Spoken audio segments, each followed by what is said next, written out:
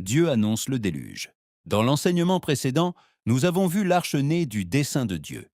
Maintenant, nous arrivons à Genèse chapitre 6, verset 17.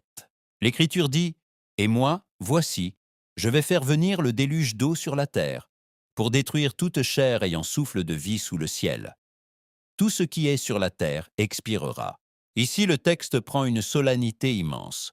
Jéhovah lui-même dit « Et moi voici ».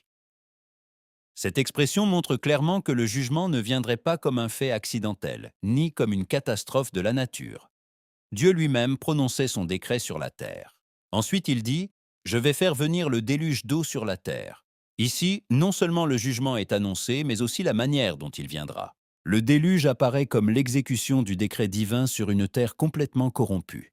Puis le verset prend encore plus de poids lorsqu'il dit « Pour détruire toute chair sous le ciel ». Cette parole montre la totalité du jugement.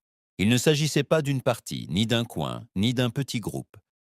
Le décret atteignait toute chair sur la terre. Et lorsqu'il dit « ayant souffle de vie », le passage devient encore plus sévère.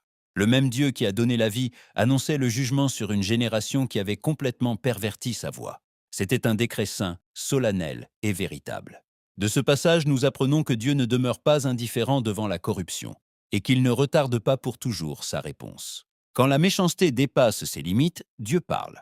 Nous devons nous approcher de Dieu avec crainte, marcher dans l'obéissance et prendre sa parole au sérieux, parce que lorsque Dieu parle, sa parole demeure, et lorsque Dieu décrète, personne ne peut arrêter ce qui sort de sa bouche.